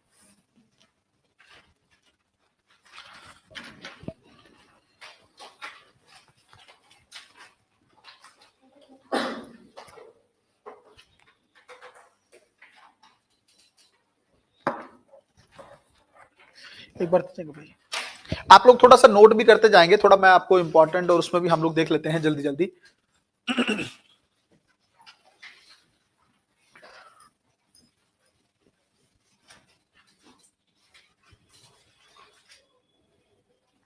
सबसे पहले देखो आप लोग, ये तो देखो आपको टर्म्स आप लोगों को पता होनी चाहिए, है ना, जिसके अंदर है। और कौन सा पहला, ये वाला भी इंपॉर्टेंट हो सकता है भाई, महाराष्ट्र, ठीक है ना, कौन सी स्टेट में जो है पहला जो है आपका कार्बन न्यूट्रल विलेज पाया गया है, तो इसको थोड़ा सा देख लीजिएगा। और इवन ये वाली जो टर्म्स है ये थोड़ा सा इंपॉर्टेंट हो सकती है ना।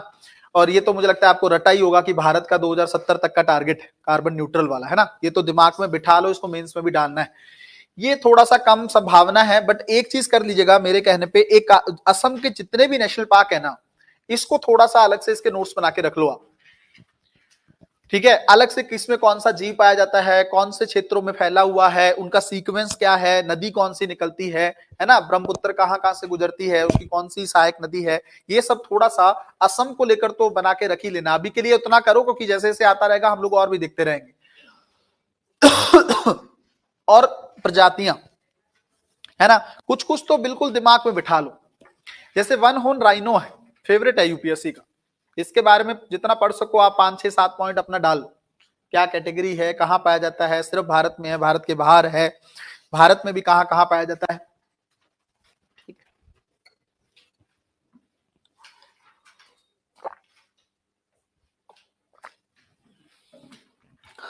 सर ये बता दीजिए, ये एनिमल को कैसे काउंट करते हैं कि कितने,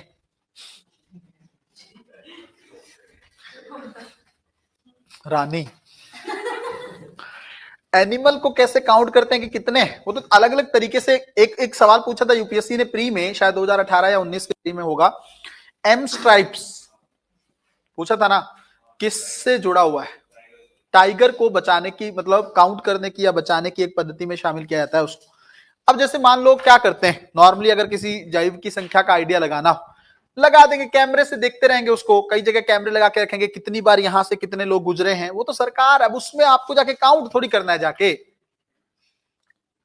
ये कैसा सवाल है? हाँ हाँ, और इवन कईयों के पैरों से आइडिया लगाते हैं, ठीक है, तो वो सब हमें करना है, वो सब पेपर देना है आपको। आप अब कल को अगर फॉरेस्ट का भी एग्जाम क्लियर करते हो तब भी आपको ये सब नहीं करना है, आप टॉप के अधिकारी रहोगे, आपके नीचे वाले लोग करेंगे काम, आप तो बैठे रहोगे जंगल में बस। ठीक है, तो आपका ये सब चीज थोड़ी है कि आपको भेज देंगे जाओ भी काउंट करके आओ कितने टाइगर है, फिर तो कर लिया आपने काम।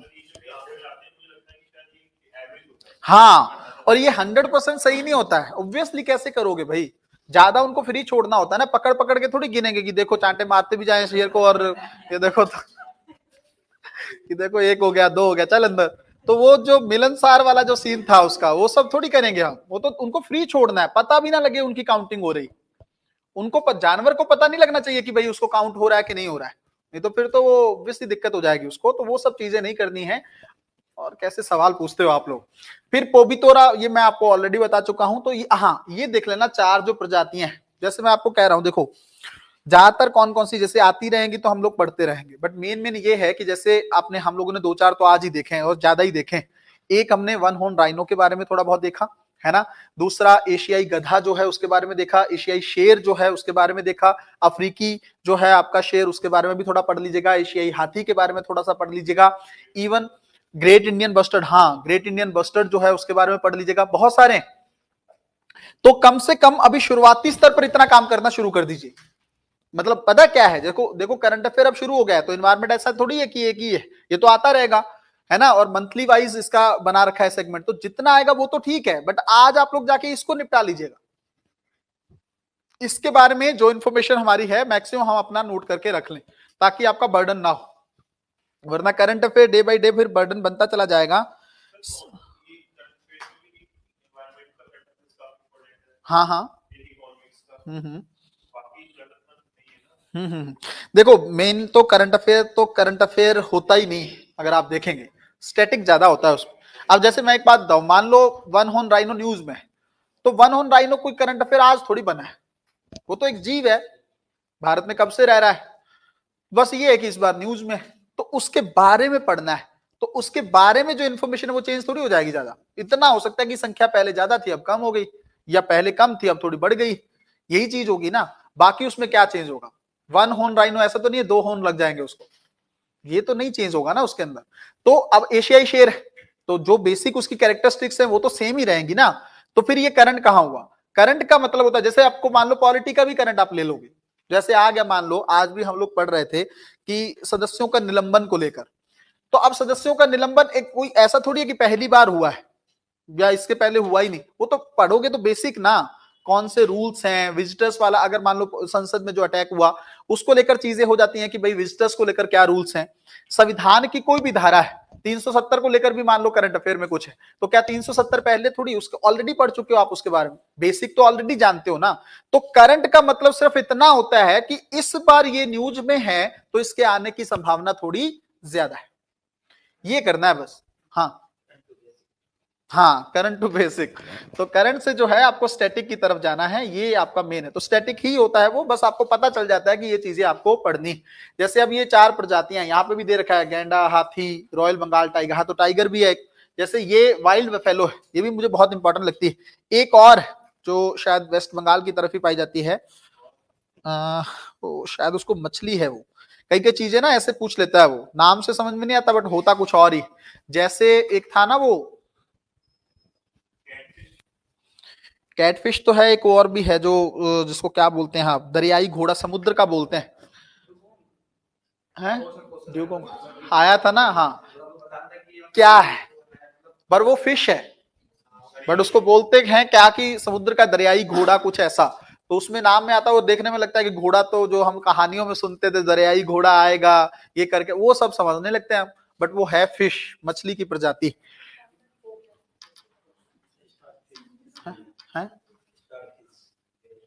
स्टार फिश नहीं था वो, कुछ और। नहीं नहीं, वो तो खराई तो गुजरात में पाया जाता है, तैरने वाला। वो तैरने वाला कैमल जो है, वो जिसके बारे में सवाल यूपीएससी ने पूछा था, कई लोग एकदम टेंशन में चले गए थे, और एक कॉमेडियन ने बहुत बड़ा उस पर बनाया भी कि देखो जब मैं पेपर देने गया था, बसी के बारे में जानते हैं आप लोग, तो उसने यूपीएससी पे एक वीडियो बनाया है, तो उसमें उसने यही बताया कि मैं जब पेपर देने गया तो जब सवाल मैंने देखा तो बोला कि कौन सी तरह का ऊंट तैरने वाला, तो कहते तरह का ऊंट, तैरने वाला ऊंट, ये क्या पूछ रहा है यूपीएससी। वो यूपीएससी वो तो खैर अब कॉमेडियन है तो उसका मतलब है किसी भी चीज को वो करना, बट देखो यूपीएससी की तो चिंता है ना गुजरात। और पर बात तो सही, जिन लोगों ने पहली बार पढ़ा था ना वो सच में लग रहा था कि ऊंट तैरता भी है। मतलब मैंने तो रेगिस्तान वाला सुना था कि इसके अंदर, और फिर अभी फिर पूछा 2 कुबड़ वाला ऊंट। और हम लोग कॉमन सेंस भी यूज नहीं कर पाए कि आज तक हमने 2 कुबड़ देखे नहीं है ऊंट के, हमने कौन सा देखा है, 1 कुबड़ वाला देखा है ना। कम से कम हो सकता है होगा, तभी पूछा है उसने यूपीएससी ने, बट हमारे देश में नहीं होगा, क्योंकि हम इतने सालों से देख रहे हैं तो कभी ना कभी तो आया होता ना किसी मूवी में, बट वो नहीं। तो वो भी पूछा था अभी, है ना। तो इस तरह की चीजें यूपीएससी पूछता है। तो खराई के ऊंट के बारे में भी आप लोग पढ़ लेंगे, वो गुजरात में मैंग्रोव के क्षेत्रों में ज्यादा पाए जाते हैं वो, है ना, और तैर के जाते हैं वो अपना खाना लेने के लिए।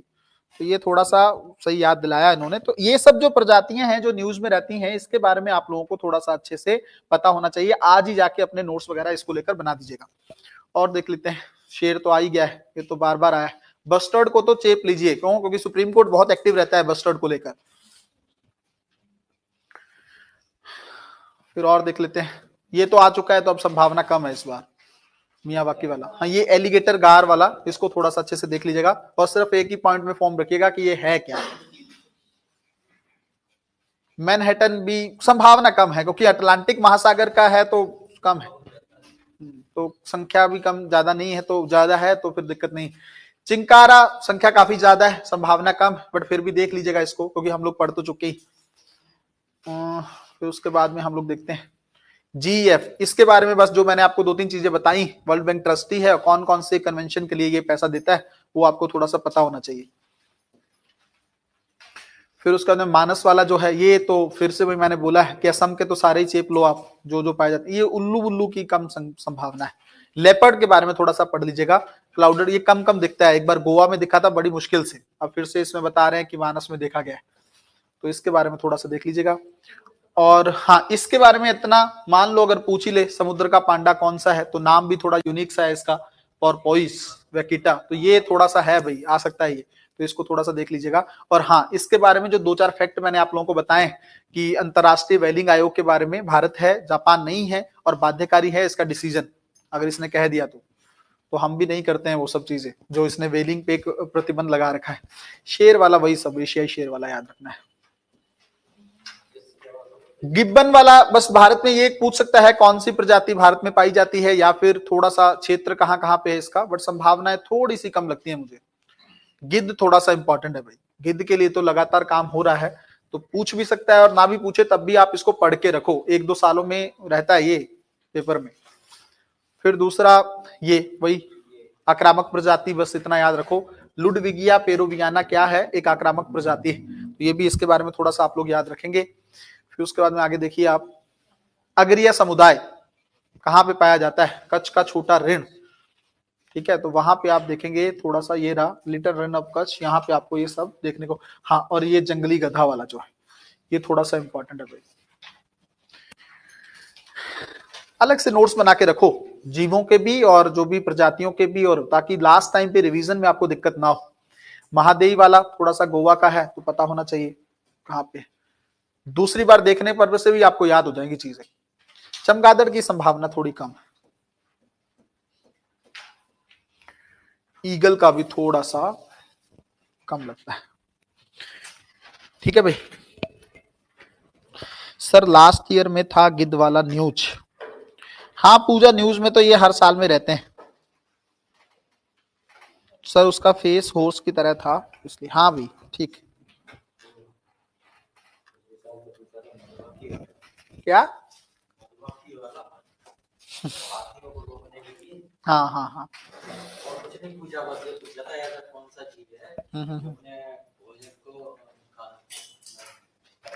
डांस डांस करता है।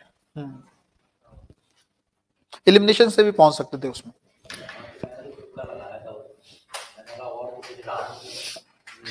उसमें एलिमिनेशन से भी पहुंच सकते हो, कुछ कुछ चीजें पूछता। देखो हर सवाल तो अटेम्प्ट नहीं करना है ना।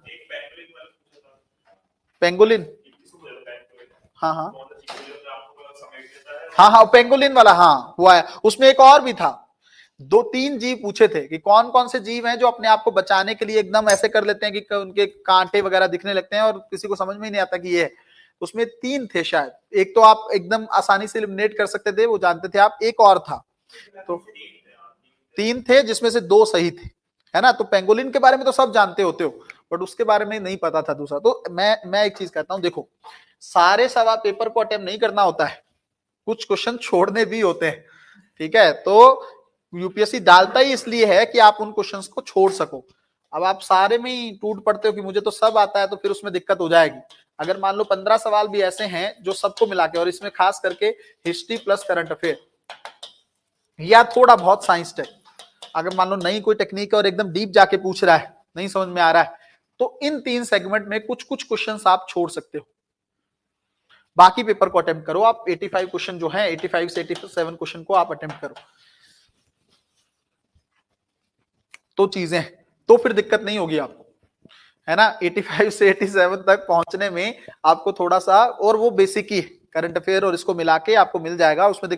अब अगर आप 100 के 100 अटेम्प्ट करने के पीछे जाते हो कि नहीं मेरे को तो सब आता है, 100 के 100 मैं अटेम्प्ट कर लूंगा या कर लूंगी, तब तो दिक्कत है ना भाई। यूपीएससी ने कई सवाल क्यों डाले हैं, ताकि आप अटेम्प्ट ना करो, उसको छोड़ दो। और वो छोड़ना जरूरी भी होता है। मान लो किसी को अब ये डांस करने वाला नहीं समझ में आ रहा था, मधुमक्खी वाला, कोई बात नहीं ना, गलत तो नहीं होगा कम से कम। अगर आप तुक्का मार के आ रहे हो तो इसका मतलब गलत होगा वो तो, और हो सकता है आपका 1-1.5 नंबर से ही रुक जाए, तो क्यों ही रिस्क लेना है, गलत होने से रोकना है। अगर लग रहा है कि इलिमिनेशन करके आप 2 पॉइंट पे पहुंच पा रहे हो, 2 को इलिमिनेट कर दिया, 2 बचा है, तो ले लो रिस्क, तब दिक्कत नहीं है, तब 50-50% पॉसिबिलिटी।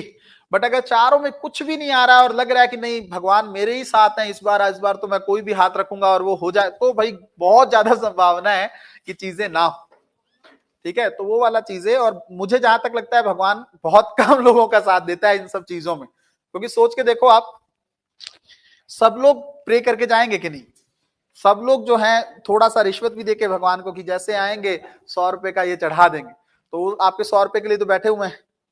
तो वो सब लोग अपने अपने स्तर पर करके फिर घर पे भी बोल देते हैं कि आप बोल दो ये कि हम ये वाला हवन कराएंगे, तो माँ बाप को भी इन्वॉल्व कर लेते हैं करप्शन में। तो माँ बाप को भी पता है लड़का या लड़की बन जाएगी तो एंजॉय तो हम ही करेंगे, तो फिर वो लोग कहते हैं नहीं नहीं नहीं 2-3 हजार का नहीं 10 हजार का कराएंगे कुछ। तो बड़े स्तर की खरीदारी जो है उस समय की जाती है। तो भगवान को तो देने वाले बड़े से बड़े लोग बैठे होंगे, तो वो फिर छोड़ देते हैं, एक खेल और एक एग्जाम, इन दोनों में भगवान किसी की नहीं सुनते हैं।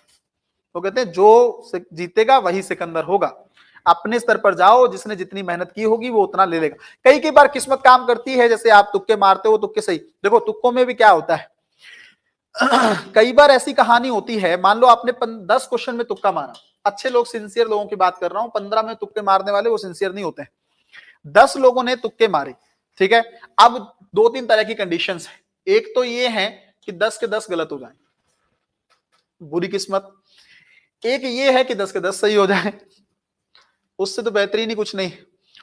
बंदा तुक्का क्यों मारता है, वो कहता है 50-50 तक भी पहुंच जाए ना तो कम से कम 4 सही हो जाए और 6 गलत हो जाए, तब भी कोई दिक्कत नहीं, मैं फायदे में ही रहूंगा। 3 भी सही हो गए तब भी शायद हो सकता है ज्यादा दिक्कत ना हो।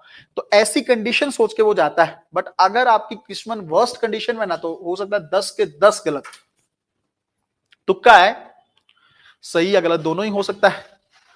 तो फिर कई बार अगर 10 के 10 हुए तो फिर तो बहुत संभावना दिक्कत है, तो इसलिए बचना है तुक्कों से। अब वो कहानी नहीं बची है प्री में कि तुक्के से, हाँ अगर आपको लग रहा है कि नहीं मन बोल रहा है, और फर्स्ट टाइम में जो मन बोले कि नहीं इसका आंसर ये होना चाहिए, बस उसी को टिक करना, ज्यादा उस पर सोचना नहीं है, या फिर छोड़ देना।